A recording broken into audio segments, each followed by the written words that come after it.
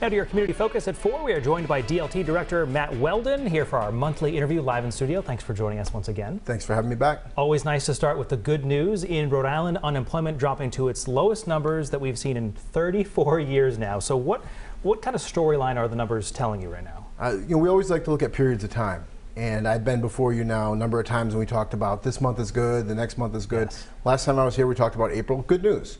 Yeah. Here comes May, and it's even better. It dropped 0.3 of a point to 2.9%. That's the lowest rate, as you said, in 34 years. Massachusetts is 3.9% for the same time. That's a good comparison. Connecticut, 4.2%. The U.S. rate, 3.6%. So what does that mean? Rhode Island is leading in the region. We're competitive throughout the country. We've recovered, just looking back to May of 2021, we were 6% unemployment. Now we're less than half of that. At that time, we had recovered 60% of the jobs lost during the pandemic. Now we're at 90%. So we're definitely trending in the right direction. And that's good as we all deal with inflation. Rhode Island's clearly on the right track. So if we switch gears a little bit, there is a website for people trying to file unemployment insurance claims. Can you talk to us about why they should use that online portal versus calling your office? Absolutely. So that was designed during the pandemic to provide ease of access. Mm-hmm. One of the problems that we always had was you applied for unemployment and then it would fall into almost like a black hole. You didn't know what was happening, so you'd reach out to us, and it created a never-ending cycle of phone calls. We put up this new system which gives people much more control over their claim. Find out what the status is. Make changes yourself without having to call in. The problem is not enough people are using it. And right now, this time of year, seasonal unemployment, people that have been unemployed this time of year, every year for a long time, a little resistant to change. I'm encouraging them strongly to please learn how to use the system. It's your ticket to ride. Once you get it, you don't have to call.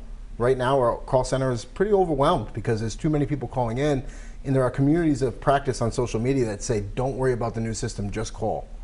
That's great if you're the person that gets through, but with an hour wait time because too many people are calling, it's not so good for everyone else.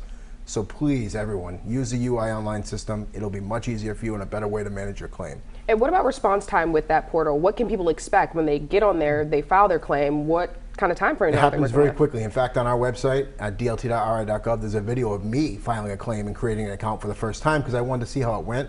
Happens very quickly. I could file a claim within literally less than a half hour from creating an account to filing a claim. And then you get emails that let you know what's happening along the way. So it's an instant view into your claim as opposed to waiting and hoping something happens. Okay, none of us have patience right now, so do the internet is the way to go. That's right, absolutely. All right, we've been talking for a while now about budget topics coming through the State House over the last few weeks.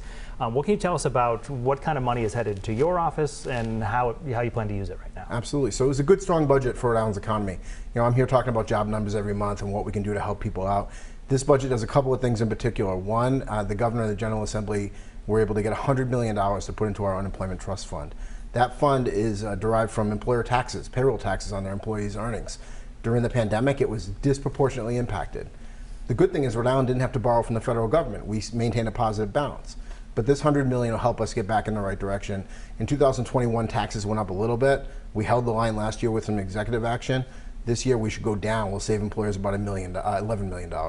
And which is a good thing. Sorry to cut you off. That small business task force or workforce, you guys are getting money. Is that going to help with that? So on the small business side, and what we focus on mostly is job training, skills. There was a skills gap issue for a very long time. Mm-hmm. Through our Real Jobs program, we served about 18,000 people in the last 6 years.